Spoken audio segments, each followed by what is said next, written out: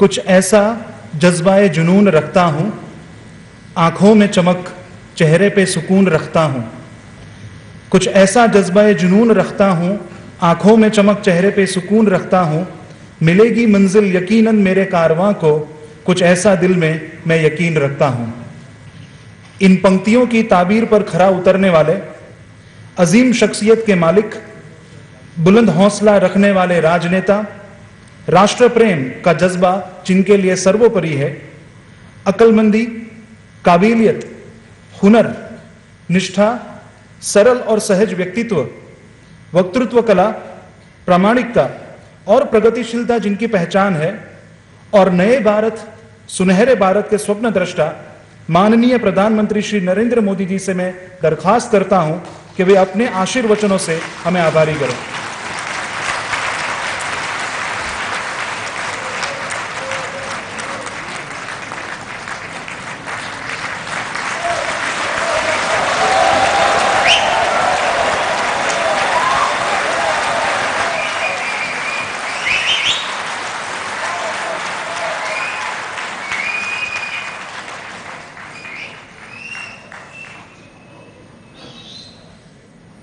ओम श्री गुरु बासवा लिंगाय नमः।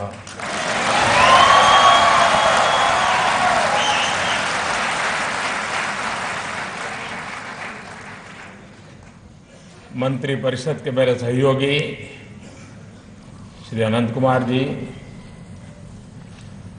सदानंद गौड़ा जी, श्री रमेश जी,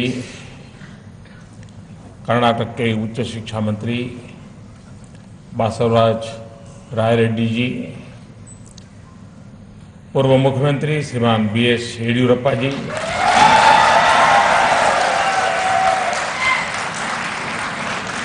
बासवा समिति के अध्यक्ष श्री अरविंद जेट्टी जी और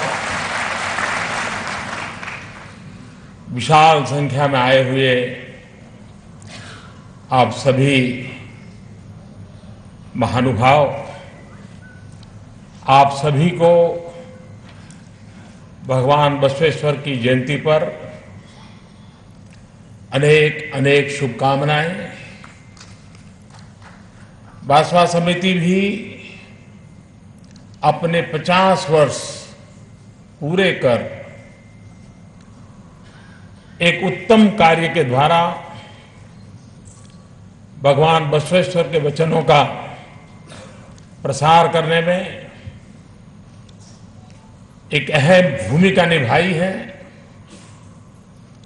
मैं हृदय से उनका अभिनंदन करता हूं।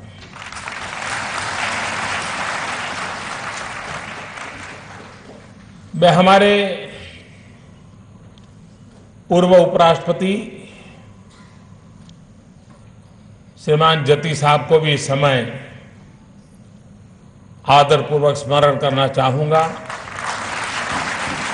कि उन्होंने इस पवित्र कार्य को आरंभ किया, आगे बढ़ाया। मैं आज विशेष रूप से इसके मुख्य संपादक रहे और आज हमारे बीच नहीं हैं, ऐसे कुलबुर्गी जी को भी नमन करता हूं कि जिन्होंने इस कार्य के लिए अपने आप को खपा दिया था। आज वो जहां होंगे उनको सबसे ज्यादा संतोष होता होगा कि जिस काम को उन्होंने किया था वो आज पूर्णता पर पहुंच चुका है।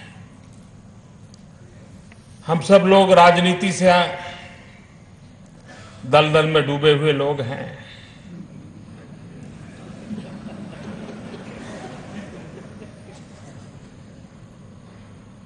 कुर्सी के इर्द गिर्द ही हमारी दुनिया चलती है।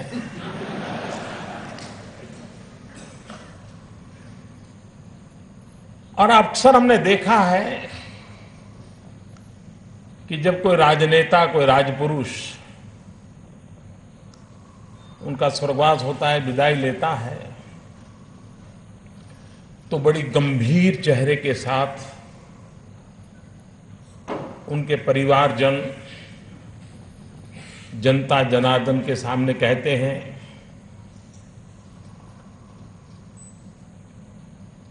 कि मैं अपने पिताजी के अधूरे काम पूरा करूंगा। अब आप भी जानते हैं, मैं भी जानता हूं, जब राजनेता का बेटा कहता है कि उनके अधूरे काम पूरा करूंगा, मतलब क्या करूंगा।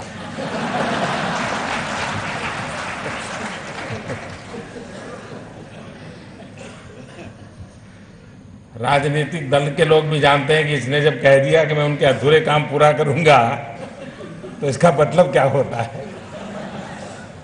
लेकिन मैं अरविंद जी को बधाई देता हूं कि सच्चे अर्थ में ऐसे काम कैसे पूरे किए जाते हैं।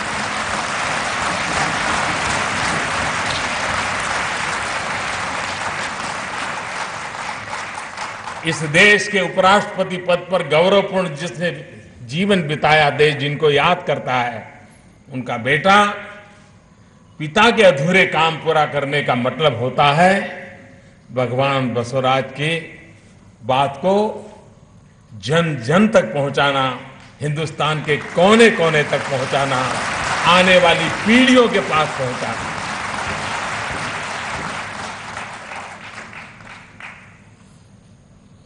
जति साहब स्वयं तो हमारे लिए बहुत आदर्श की बातें रख के गए हैं, लेकिन भाई अरविंद भी अपने इस उत्तम कार्य के द्वारा खास करके राजनीतिक परिवारों के लिए एक उत्तम आदर्श प्रस्तुत किया है। मैं इसके लिए उनका अभिनंदन करता हूं। समिति के 50 वर्ष पूरे होने पर इस काम में मैं दो पीढ़ी खप गई होगी, अनेक लोगों ने अपना समय दिया होगा, शक्ति लगाई होगी। मैं जिन जिन लोगों ने जो जो योगदान दिया है उन सब का भी मैं हृदय से आज अभिनंदन करना चाहता हूं, उनको बधाई देना। मेरे प्यारे भाइयों बहनों, भारत का इतिहास सिर्फ हार का इतिहास नहीं है, पराजय का इतिहास नहीं है, सिर्फ गुलामी का इतिहास नहीं है, सिर्फ जुल्म अत्याचार झेलने वालों का इतिहास नहीं है, सिर्फ गरीबी, भूखमरी और अशिक्षा और सांप और नेवले की लड़ाई का इतिहास भी नहीं है। समय के साथ अलग अलग कालखंडों में देश में कुछ चुनौतियां आती, कुछ यही पैर जमा कर बैठ भी गई, लेकिन ये समस्याएं, ये कमियां, ये बुराइयां, ये हमारी पहचान नहीं है। हमारी पहचान है इन समस्याओं को निपटने का हमारा तरीका, हमारा अप्रोच। भारत वो देश है जिसने पूरे विश्व को मानवता का, लोकतंत्र का, गुड गवर्नेंस का, अहिंसा का, सत्याग्रह का संदेश दिया है। अलग अलग समय पर हमारे देश में ऐसी महान आत्माएं अवतरित होती रही जिन्होंने संपूर्ण मानवता को अपने विचारों से, अपने जीवन से दिशा दिखाई है। जब दुनिया के बड़े बड़े देशों ने, पश्चिम के बड़े बड़े जानकारों ने लोकतंत्र को, सबको बराबरी के अधिकार को एक नए नजरिए के तौर पर देखना शुरू किया, उससे भी सदियों पहले, और कोई भी हिंदुस्तानी इस बात को गर्व के साथ कह सकता है, उससे भी सदियों पहले भारत ने इन मूल्यों का न सिर्फ आत्मसात किया बल्कि अपनी शासन पद्धति में शामिल भी किया था। 11वीं शताब्दी में भगवान बसवेश्वर ने भी एक लोकतांत्रिक व्यवस्था का सृजन किया।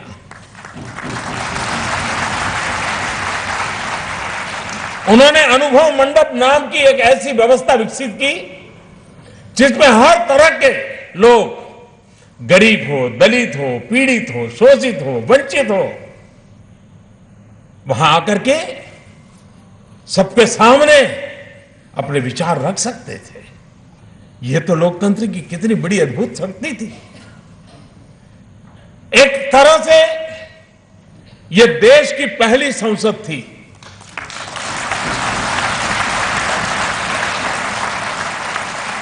यहां हर कोई बराबर के थे, कोई ऊंच नहीं, भेदभाव नहीं, मेरा तेरा कुछ नहीं। भगवान बसवेश्वर का वचन, वो कहते थे, जब विचारों का आदान प्रदान ना हो, जब तर्क के साथ बहस ना हो, तब अनुभव गोष्ठी भी प्रासंगिक नहीं रह जाती, और जहां ऐसा होता है वहां ईश्वर का वास भी नहीं होता है। यानी उन्होंने विचारों के इस मंथन को ईश्वर की तरह शक्तिशाली और ईश्वर की तरह ही आवश्यक बताया था। इससे बड़े ज्ञान युग की कल्पना कोई कर सकता है?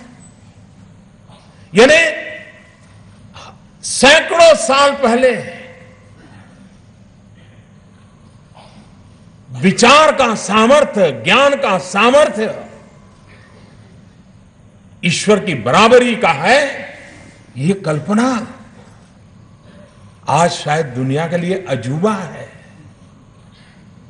अनुभव मंडप में अपने विचारों के साथ महिलाओं को खुल करके बोलने की स्वतंत्रता थी। आज कभी दुनिया हमें विमेन एम्पावरमेंट के लिए पाठ पढ़ाती है, भारत को नीचा दिखाने के लिए ऐसी ऐसी कल्पनाएं विश्व में प्रचारित की जाती हैं, लेकिन ये सैकड़ों साल पुराना इतिहास हमारे सामने मौजूद है कि भगवान बसवेश्वर ने विमेन एम्पावरमेंट, इक्वल पार्टनरशिप, कितनी उत्तम व्यवस्था साकार की थी। सिर्फ कहा नहीं, व्यवस्था साकार की थी। समाज के हर वर्ग से आई महिलाएं अपने विचार व्यक्त करती थी। कई महिलाएं ऐसी भी होती थी जिन्हें सामान्य समाज की बुराइयों के तहत तिरस्कृत समझा जाता था, जिनसे अपेक्षा नहीं की जाती थी कि उस समय के तथाकथित सभ्य समाज के बीच भी आए। कुछ बुराइयां थी हमारे यहां, वैसी महिलाओं को भी आकर के अनुभव मंडप में अपनी बात रखने का पूरा पूरा अधिकार था।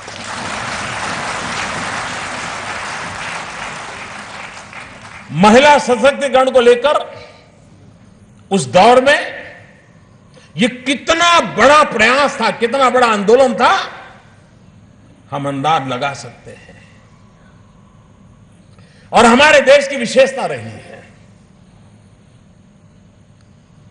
हजारों साल पुराना हमारी परंपरा है, तो बुराइयां आई हैं, नहीं आनी चाहिए थी, आई है, लेकिन उन बुराइयों के खिलाफ लड़ाई लड़ने का मांझा भी हमारे भीतर ही पैदा हुआ है।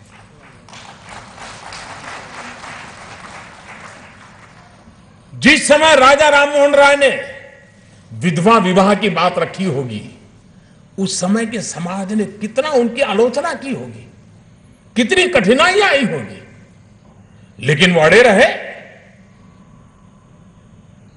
माताओं बहनों के साथ एक घोर अन्याय है, अपराध है समाज का, ये जाना चाहिए, करके दिखाया।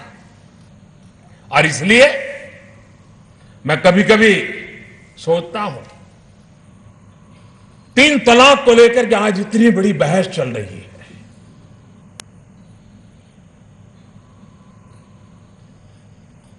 मैं भारत की महान परंपरा को देखते हुए मेरे भीतर एक आशा का संचार हो रहा है। मेरे मन में एक आशा जगती है कि इस देश में समाज के भीतर से ही ताकतवर लोग निकलते हैं जो कालबाह्य परंपराओं को तोड़ते हैं, नष्ट करते हैं, आधुनिक व्यवस्थाओं को विकसित करते हैं। मुसलमान समाज में से भी ऐसे प्रबुद्ध लोग पैदा होंगे, आगे आएंगे और मुस्लिम बेटियों को उनके साथ जो गुजर रही है, जो बीत रही है, उसके खिलाफ वो खुद लड़ाई लड़ेंगे और कभी न कभी रास्ता निकालेंगे। और हिंदुस्तान के ही प्रबुद्ध मुसलमान को निकलेंगे जो दुनिया के मुसलमानों को रास्ता दिखाने की ताकत रखते हैं। इस धरती की ये ताकत है।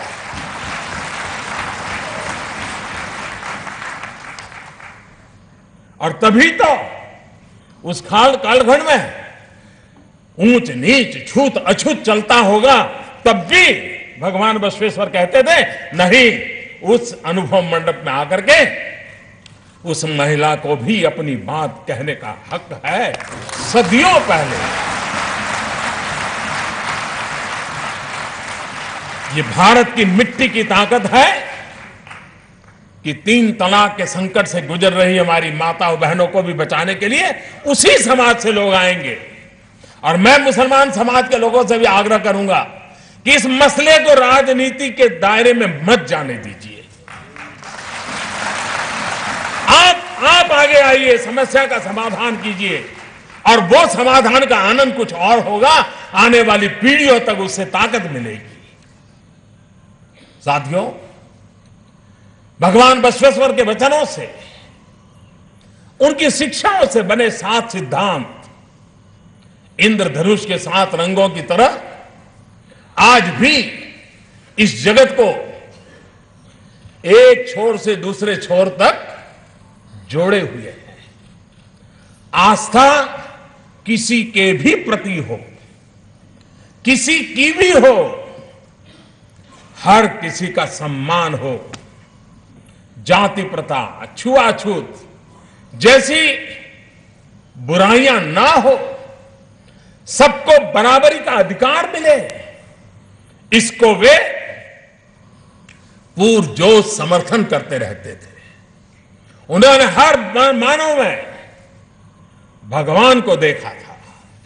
उन्होंने कहा था, देहवे देगल, अर्थात ये शरीर एक मंदिर है जिसमें आत्मा ही भगवान है। समाज में ऊंच नीच का भेदभाव खत्म हो, श्रम का सम्मान हो, तर्क और वैज्ञानिक आधार पर समाज की सोच विकसित की जाए और यह हर व्यक्ति का सशक्तिकरण हो। ये सिद्धांत किसी भी लोकतंत्र, किसी भी समाज के लिए एक मजबूत फाउंडेशन की तरह है, मजबूत नींव की तरह है। वो कहते थे, ये मत पूछो कि आदमी किस जात मत का है, इव यारव ये कहो कि ये नम्मव।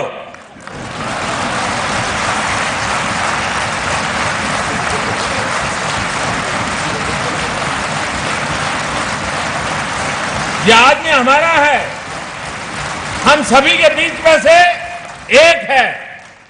इसी नींव पर एक मजबूत राष्ट्र का निर्माण होता है। यही सिद्धांत एक राष्ट्र के लिए नीति निर्देशक का काम करते हैं।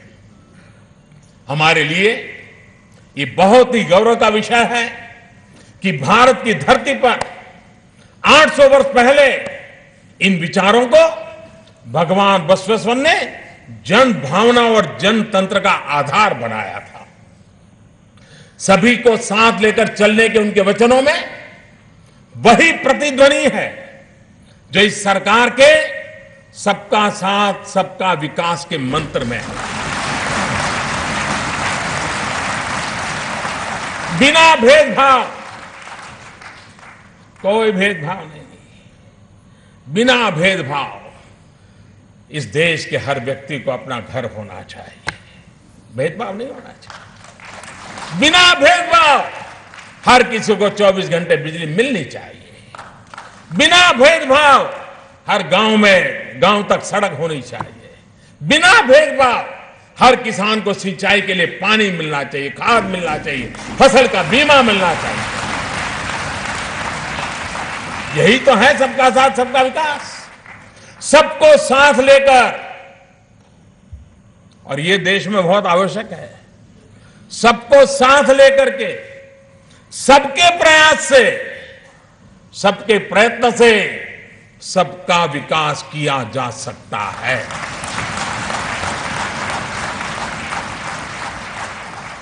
आप सबने भारत सरकार की मुद्रा योजना के बारे में सुना होगा।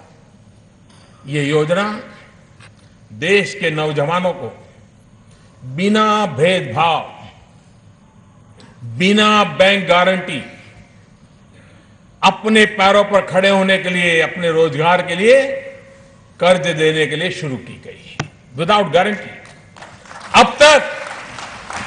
अब तक देश के 3.5 करोड़ लोगों को इस योजना के तहत 3 लाख करोड़ से ज्यादा कर्ज दिया जा चुका है। आप ये जानकर के हैरान हो जाएंगे कि इस योजना के तहत कर्ज लेने वालों में, और 800 साल के बाद भगवान बसवेश्वर को खुशी होती होगी, ये कर्ज लेने वालों में 76% महिलाएं हैं।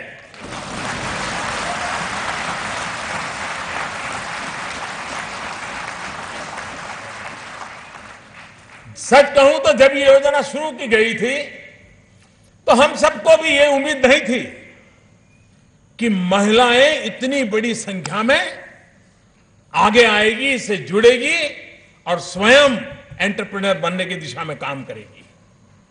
आज ये योजना महिला सशक्तिकरण में एक बहुत अहम भूमिका निभा रही है।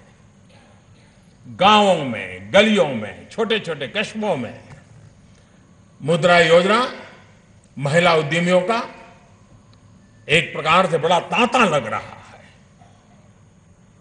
भाइयों और बहनों, भगवान बसवेश्वर के वचन सिर्फ जीवन का ही सत्य नहीं है, ये सुशासन, गवर्नेंस, राजकर्ताओं के लिए भी ये उतने ही उपयोगी हैं। वो कहते थे, ज्ञान के बल से अज्ञान का नाश है, ज्योति के बल से अंधकार का नाश है, सत्य के बल से असत्य का नाश है, पारस के बल से लोहत्व का नाश है। व्यवस्था से असत्य को ही दूर करना ही तो सुशासन होता है, वही तो गुड गवर्नेंस है। जब गरीब व्यक्ति को मिलने वाली सब्सिडी सही हाथों में जाती है, जब गरीब व्यक्ति का राशन उसी के पास पहुंचता है, जब नियुक्तियों में सिर्फ सिफारिशें बंद होती हैं, जब गरीब व्यक्ति को भ्रष्टाचार और काले धन से मुक्ति के प्रयास किए जाते हैं, तो व्यवस्था में सत्यता का ही मान बढ़ता है। और वही तो भगवान बसवेश्वर जी ने बताया। जो झूठा है, गलत है, उसे हटाना, पारदर्शिता लाना, ट्रांसपेरेंसी, वही तो गुड गवर्नेंस है।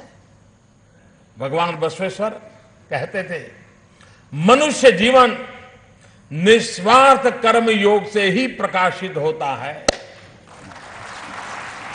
निस्वार्थ कर्म योग।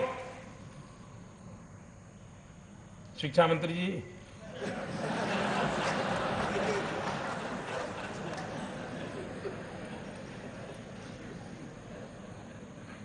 वे मानते थे समाज में निस्वार्थ कर्मयोग जितना बढ़ेगा उतना समाज से भ्रष्ट आचरण भी कम होगा।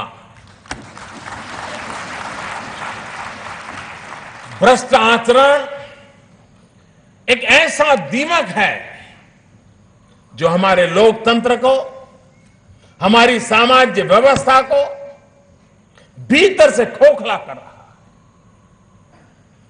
यह मनुष्य से बराबरी का अधिकार छीन लेता है।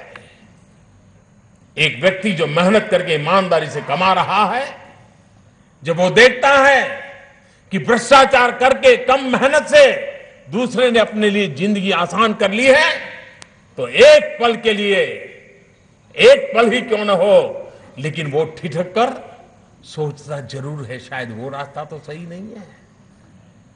सच्चाई का मार्ग छोड़ने के लिए कभी कभी मजबूर हो जाता है। गैर बराबरी के इस एहसास को मिटाना हम सभी का कर्तव्य है। और इसलिए आप इस सरकार की नीतियों को, निर्णयों को भली भांति देख सकते हैं कि निस्वार्थ कर्मयोग को ही हमारे यहां प्राथमिकता है और उसको आप पाएंगे, हर पल अनुभव करेंगे। आज बसवाचार्य जी के ये वचन, उनके विचारों का प्रवाह कर्नाटक की सीमाओं से बाहर लंदन की टेम्स नदी तक दिखाई देता है।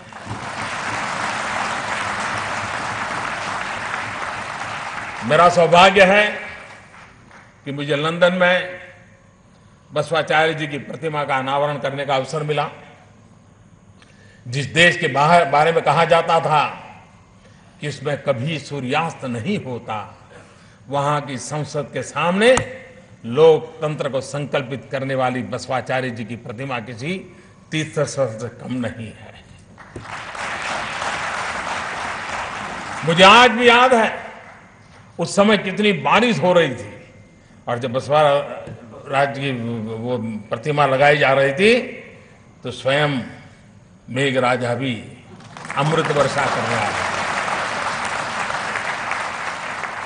और ठंड भी थी, लेकिन उसके बाद भी इतने मनोयोग से लोग भगवान बसवेश्वर के बारे में सुन रहे थे। उनको कौतुक हो रहा था कि सदियों पहले हमारे देश में लोकतंत्र, विमेन एम्पावरमेंट, इक्वेलिटी, इसके विषय की इतनी चर्चा थी।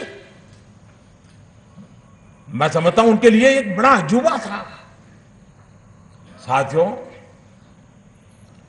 अब ये हमारी शिक्षा व्यवस्था की खामी मानिए या फिर अपने ही इतिहास को भुला देने की कमजोरी मानिए, लेकिन आज भी हमारे देश में लाखों करोड़ों युवाओं को इस बारे में पता नहीं होगा कि 800-900 साल पहले, 1000 साल पहले हमारे देश में सामाजिक मूल्यों की पुनर्प्रस्थापना के लिए जन जागृति का कैसा दौर चला था, कैसा आंदोलन चला था, हिंदुस्तान के हर कोने में कैसे चला था। समाज में व्याप्त बुराइयों को खत्म करने के लिए उस कालखंड में, मैं 800-1000 साल पहले की बात कर रहा हूं, गुलामी के वो दिन थे।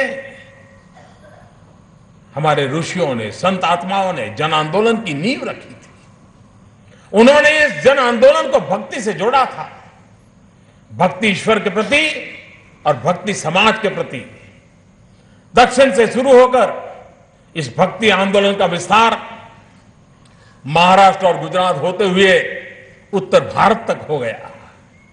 इस दौरान अलग अलग भाषाओं में अलग वर्गों के लोगों ने समाज में एक चेतना जगाने का प्रयास किया। इन्होंने समाज के लिए एक आईने की तरह काम किया। जो अच्छाइयां थी, जो बुराइयां थी, वो न सिर्फ उन्होंने शीशे की तरह लोगों के सामने रखी, बल्कि इन बुराइयों से भक्ति का रास्ता भी दिखाया। मुक्ति के मार्ग में भक्ति का मार्ग अपनाया। कितने इनाम हम सुनते हैं। रामानुजाचार्य, मध्वाचार्य, निम्बकाचार्य, संत तुकाराम, मीराबाई, नरसिंह मेहता, कबीरा, कबीरदास, संत रैदास, गुरु नानक देव, चैतन्य महाप्रभु, अनेक अनेक महान व्यक्तियों के समागम से भक्ति आंदोलन मजबूत हुआ। इन्हीं के प्रभाव से देश एक लंबे कालखंड में अपनी चेतना को स्थिर रख पाया, अपनी आत्मा को बचा पाया। सारी विपत्तियां, गुलामी के कालखंड के बीच भी हम अपने आप को बचा पाए थे, बढ़ पाए थे।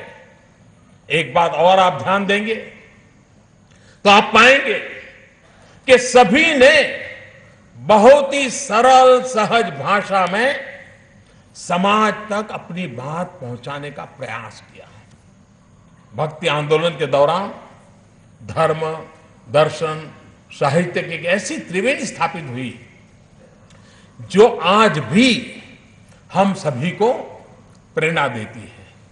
उनके दोहे, उनके वचन, उनकी चौपाई, उनकी कविताएं, उनके गीत आज भी हमारे समाज के लिए उतने ही मूल्यवान है।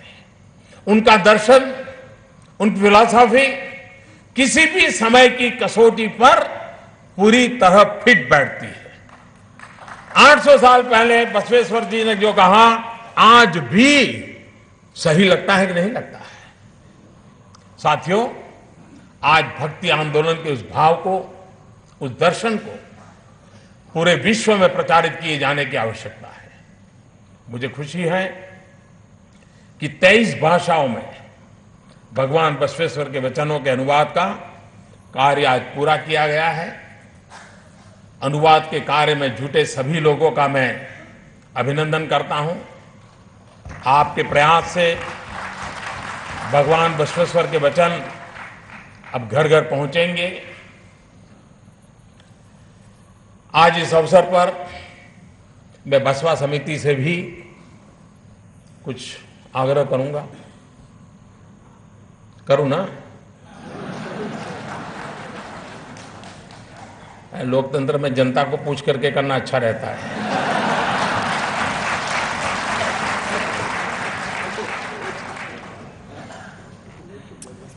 एक काम हम कर सकते हैं क्या? इन वचनों के आधार पर एक क्विज बैंक बनाई जाए। क्वेश्चंस और सारे वचन डिजिटली ऑनलाइन अवेलेबल हो।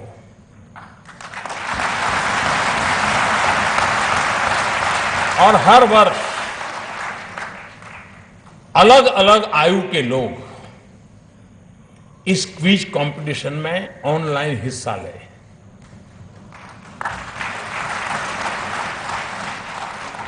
तहसील पर, डिस्ट्रिक्ट लेवल पे, स्टेट लेवल पे, इंटर स्टेट, इंटरनेशनल एक कंपटीशन साल भर चलता रहे। कोशिश करें 50 लाख, 1 करोड़ लोग आए, क्विज कंपटीशन में भाग ले। उसके लिए उसको वचनामृत का एक स्टूडेंट की तरह अध्ययन करना पड़ेगा। क्विज कंपटीशन में उसको हिस्सा लेना पड़ेगा। और मैं मानता हूं अरविंद जी, इस काम को आप अवश्य कर सकते हैं।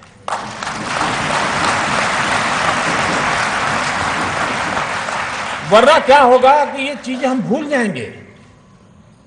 मैं जिस दिन पार्लियामेंट में हमारी मुलाकात हुई तो जैसा उन्होंने कहा कि उन दिनों नोटबंदी को लेकर के चर्चा थी,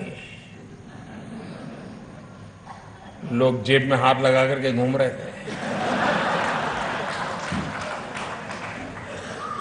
जो पहले दूसरे के जेब में हाथ डालते थे उस दिन अपने जेब में हाथ डालते थे।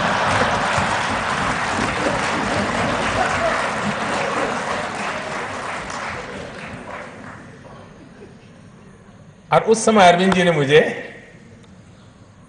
बसवाचार्य जी के कोटेशन मुझे सुनाया था। इतना परफेक्ट था।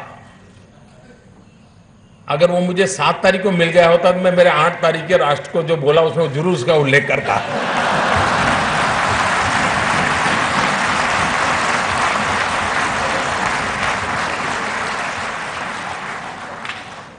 और फिर कर्नाटक में क्या क्या कुछ बाहर आता है, आप जद्दार लगा सकते हैं।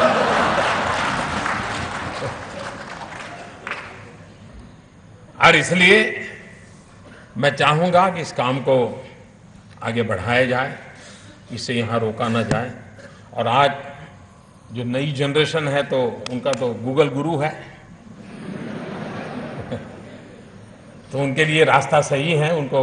और आप देखिए बहुत बड़ी मात्रा में लोग इसको, दूसरा ये भी कर सकते हैं कि